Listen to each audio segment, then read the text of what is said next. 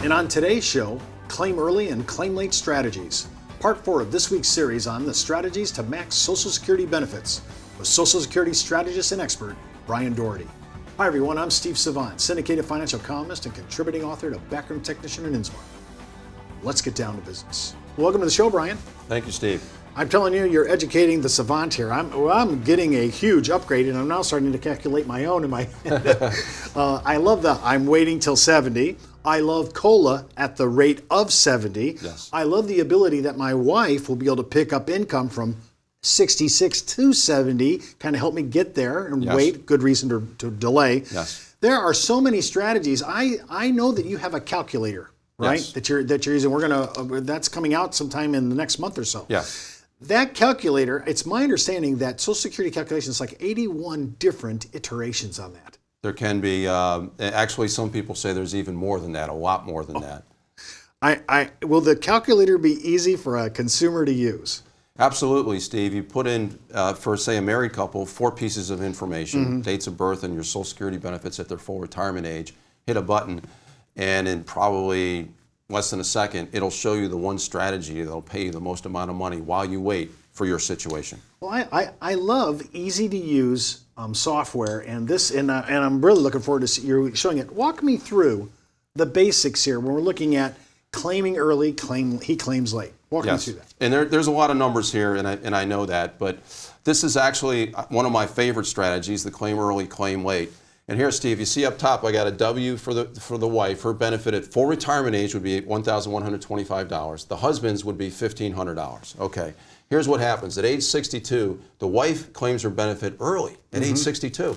Because she claimed at 62, it's discounted by 25%. She gets $845 a month. The husband doesn't claim. So for these few years, they just get the wife's check. You see the annual income starts at $10,000, and because of COLA, we assumed a 3% COLA, it goes up a little bit every year.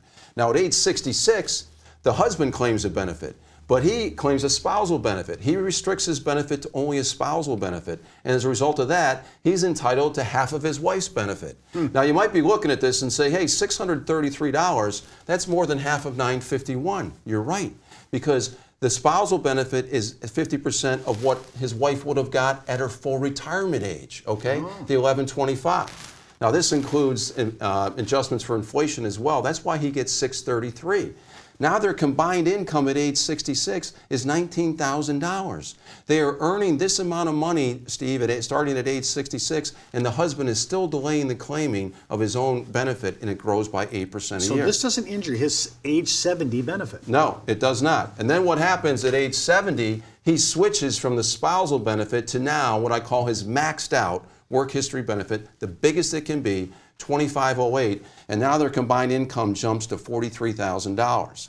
And over here, Steve, this number is highlighted because during this period of time, $121,844, that is the amount of money they were paid while they waited, while the husband waited to maximize his benefit. We're talking about money that we're leaving on the table.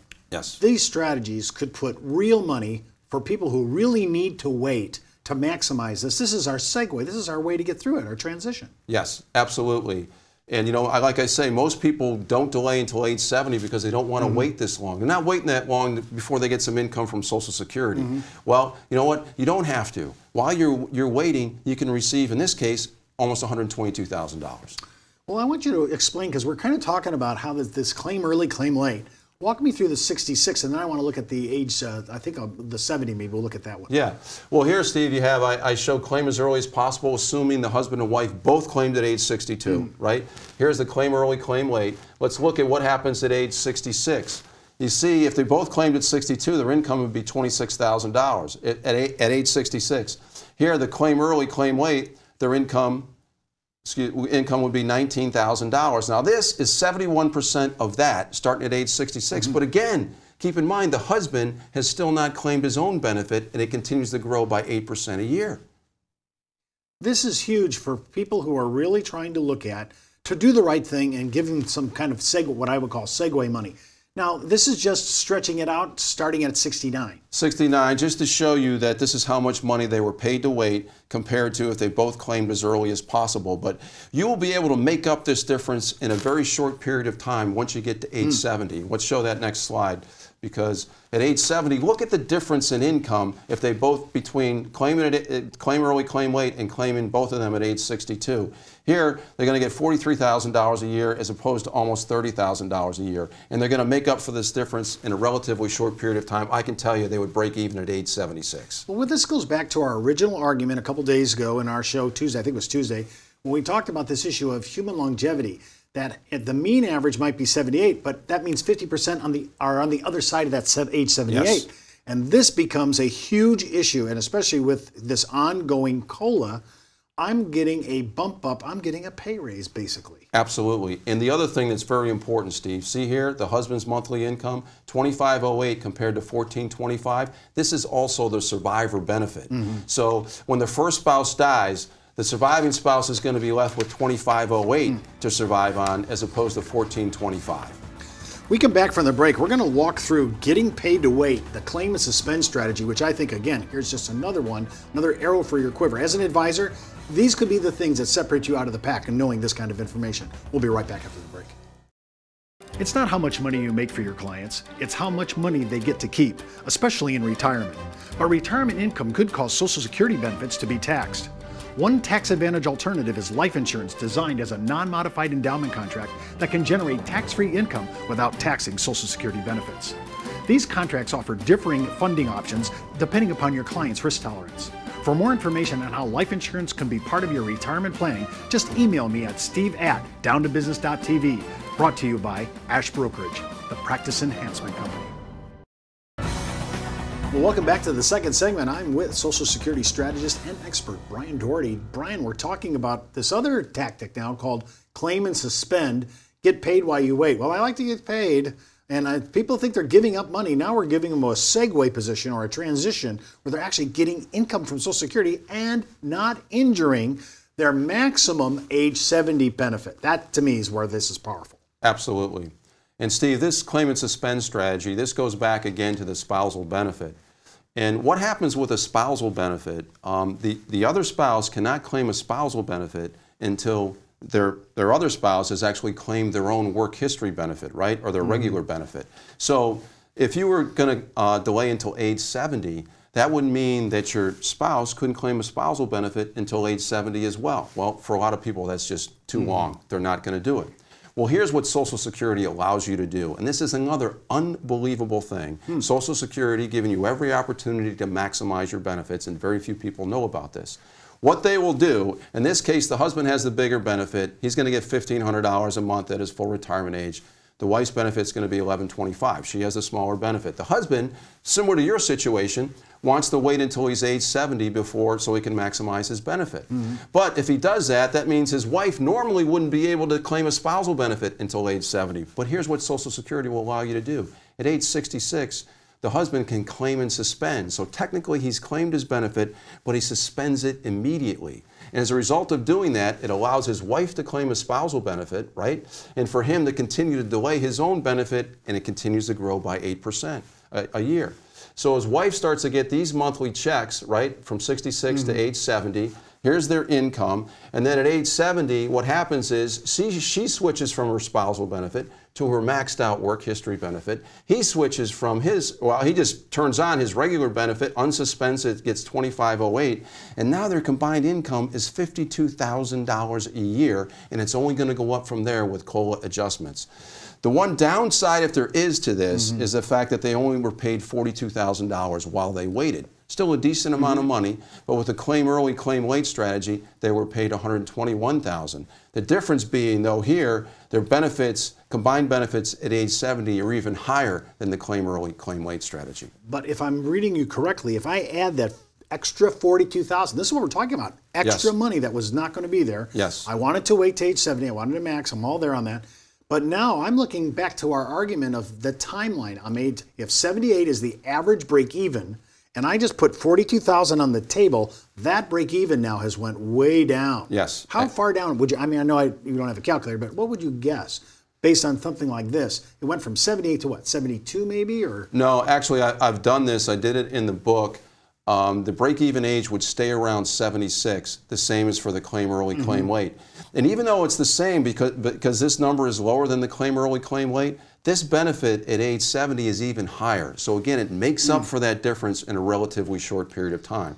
So Steve, once you get to age 70, you're in about the best position possible, right, to take full advantage of Social Security and all it has to offer. Now, how do you compare this to our first segment? Which one delivers the most? It depends on what you want to do. If clients are fairly wealthy, have saved some money, they may want to maximize both their benefits at age 70, then they should use the claim and suspend. And if this isn't enough money to get them through this bridge from 62 to 70, well, then they could position some of their assets in other investments that'll generate income for them to get them through this period of time. People that don't have as much in terms of assets and need to be paid the most amount of money while they wait, usually the claim early, claim late strategy is the better option. Now, if the breadwinner in this case, the one that has a larger one, if they actually are still working in 70, this is going to be in taxable includable income. Yes. So we may be bumping our income up a little bit, but if we don't do it, it's money that we could have had staying on the table. We need to figure out how to really make our wages and our Social Security during that transition work together. Yes. Yes. Now, I've seen some executives actually defer their comp to get this transition to keep from bracket bumping, pushing their taxable benefits up. But this is just for the average American, because really when you think about it, Social Security for a vast majority of Americans, this is their only retirement. This is for many of them, it is their only retirement. But again, it creates an opportunity for financial advisors to show them something like this, determine what do they want to do. Do you want to maximize your Social Security benefits at age 70? Well, this is a strategy. And if this isn't enough money to tide you over to bridge this gap, well, then we need to position some of your assets and other investments that will generate the income to help you to do that.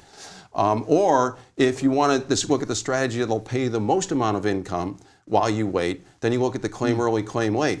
The combined benefits won't be as large as this, but they'll still be much higher than if they both claimed at age 62 and put them in much better position. Now, these two ideas, the first segment and this segment, this claim and suspend, these are tactics that are rarely used. And most advisors still don't know the mechanics to this. How hard is this to really pick up as an advisor? When they look at it for the first time, they might find it confusing. But again, if they just remember that it all revolves around the spousal benefit, their secret weapon, and the strategic timing of when you turn that on.